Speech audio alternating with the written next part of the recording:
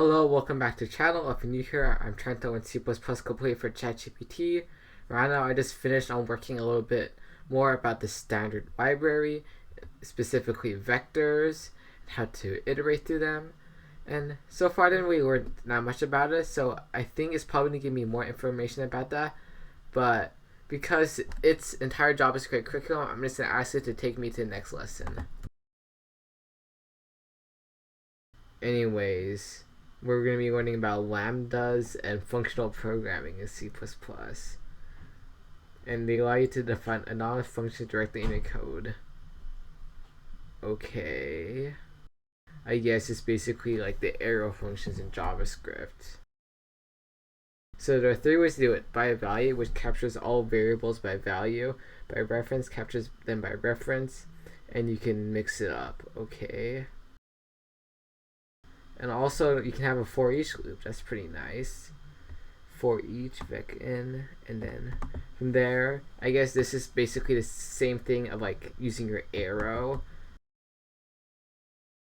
And now there's also binding an std function, which allows you to bind arguments to functions. And that's something I really never understood in like any programming language, so I don't expect myself to get this right away. Okay, so the first thing I want to do is create a basic lambda. So hopefully this should be easy. Okay, so I'm going to say auto display equals, now we put this and that. And then I think I can just say hello from the lambda function. And yeah, for some reason it's running completely different code. You'd think by now I'd understand how to use my own VS Code stuff, but it turns out I don't. And the reason why I'm still using it, obviously, is to get the syntax fill in. Because if I were to do this, I would definitely want to have that on me. Anyways, we need to figure out then to create functions that are either by value, reference, and mixed. So I think I can just do something like auto. The only trippy part is like, where'd you put an x plus y? Let's see. I guess here is where you normally put in your parameters, but I don't understand the point of capturing by value and stuff if you're not even capturing anything. So that might be a bad example, or I just might be completely misinterpreting the assignment. I still don't really understand that at all. Like, where do I put my parameters? How, when I call the function, do I pass in variables? Or how would I create a function that takes in input? I guess what's this saying is it's capturing it, but I don't understand that part at all. I guess it just uses all variables found there.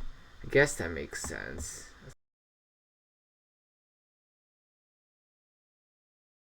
Somewhere when I did this, it screwed something up. And I don't know where. Why does this get me red squigglies? I'm not going to tell what it is. I'm just see if I can figure it out. Oh, because it doesn't return something. I'm stupid. And the last part is to, I guess, do a for each loop. So I guess I can just create a vector, so like, and then basically just say std for each, and I would say vector, just say test.begin, test.end, and then basically do this weird funky thing again. I think I would put an equal there. And then I could just capture any value like int n inside of here. Okay, it looks like I'm getting through this decently well. Lambda functions are still kind of confusing me because I've never done them in any other programming language before. I think I'll look into that more tomorrow. Anyways, if you enjoyed this video, please give me a thumbs up. Hope you subscribe. Like always, bye-bye.